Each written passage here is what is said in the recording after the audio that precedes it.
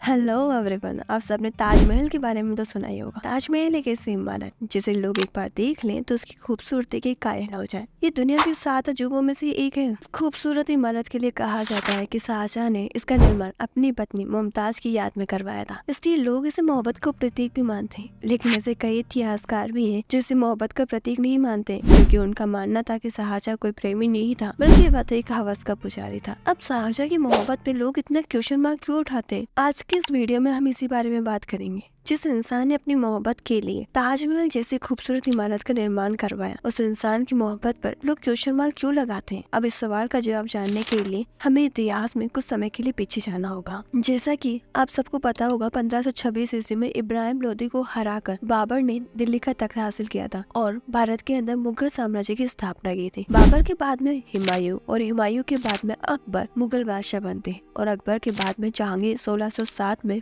मुगल सम्राट बनता है। शाहजहां मुगल सम्राट जहांगीर का ही बेटा था। उस समय काफी ज्यादा ट्रेंड में था कि मुगल बादशाह हो या फिर हिंदू सम्राट, वे कई शादियां करते थे, इसलिए जहांगीर ने भी कई शादियां की थी। अब आप सोच रहे होंगे हम जहांगीर के बारे में बात क्यों कर रहे हैं, तो इसका रेफरेंस हमें आगे वीडियो में देखने को मिलेगा। तो हम जहांगीर के बारे में बात करते हैं। जहांगीर ने अपनी 20वीं और आखिरी शादी ईरानी परिवार में जन्मी मेहरुनिसा के साथ में की थी, जिसे इतिहास के अंदर नूरजहां के नाम से जाना गया। और इतिहासकार नूरजहां के लिए कहते हैं, जहांगीर नूरजहां के प्यार में इतना पागल था कि वह उसके प्रभाव में आकर उसने नूरजहां को मुगल साम्राज्य चलाने का अधिकार भी दे दिया था। और इसलिए नूरजहां के लिए कहा जाता है उसने 16 वर्ष तक पर्दे के पीछे लेकर मुगल साम्राज्य का चलाया था।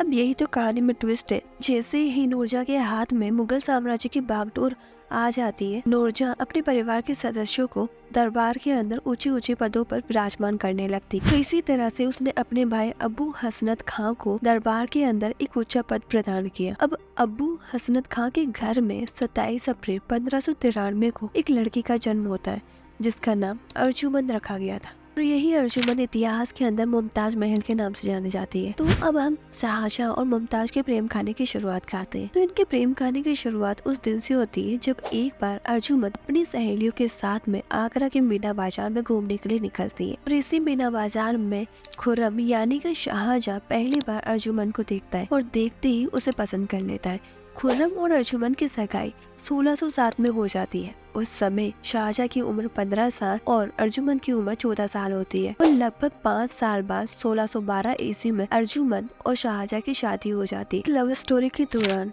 एक दिलचस्प मोड़ आता है। शाहजहां और अर्जुमंद की सगाई के 5 साल के लंबे अंतराल के बीच में शाहजहां की शादी पहले ही फारस की राजकुमारी आंतरिक बेगम से हो जाती है। इस नाते मुमताज शाहजहां का भले ही पहला प्यार थी, लेकिन वह उसकी दूसरी बीवी थी। कुछ सालों बाद 1628 ईस्वी में खुर्रम मुगल बादशाह बना और उसने शाहजहां की उपाधि धारण की और अपनी पसंदीदा पत्नी अर्जुमंद को मुमताज महल की उपाधि प्रदान की। शाहजहां और मुमताज की कुल मिलाकर 14 संतानें हुई। दारा सिको और औरंगजेब मुमताज की ही संतानें थी। दारा सिको मुमताज की तीसरी संतान और पहला बेटा था। दारा सिको को हिंदुओं के प्रति बड़ी सहानुभूति थी और वह हिंदू संस्कृति में काफी ज्यादा रुचि रखता था। दूसरी ओर मुमताज का दूसरा बेटा औरंगजेब, जो कि मुमताज की छठी संतान थी। इतिहास में औरंगजेब और दारा सिको के बीच में युद्ध हुआ था, जिसमें औरंगजेब ने दारा सिको को मारकर मुगल बादशाह का सिंहासन प्राप्त किया था। दोनों के बारे में डिटेल में चर्चा हम कभी किसी और वीडियो में करेंगे। आज की इस वीडियो में हम सिर्फ मुमताज और शाहजहां पर ही कॉन्सेंट्रेट करते हैं। अब आगे आता है,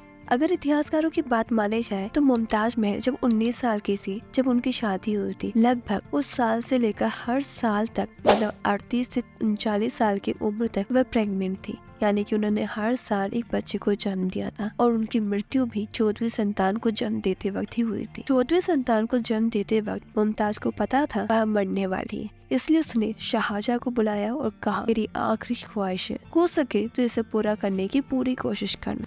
शाहजहां ने कहा, बस कहो, तुम्हारी आखिरी ख्वाहिश पूरी की जाएगी। तब मुमताज कहती है, मेरे मरने के बाद एक ऐसा मकबरा बनवाना जो आज तक किसी ने नहीं बनवाया। और मुमताज की इसी ख्वाहिश ने ताजमहल का निर्माण करवाया। मुमताज के मरने के बाद पूरे राज्य के अंदर मातम का माहौल हो गया। यहाँ तक कि शाहजहां ने मुमताज के लिए पूरे 2 साल तक मातम बनाया। इनायत खान ने अपनी किताब शाहजहांनामा में लिखा है, मुमताज की मौत के बाद शाहजहां ने सफेद कपड़े पहनना स्टार्ट कर दिए थे और उसने संगीत सुनना भी बंद कर दिया था।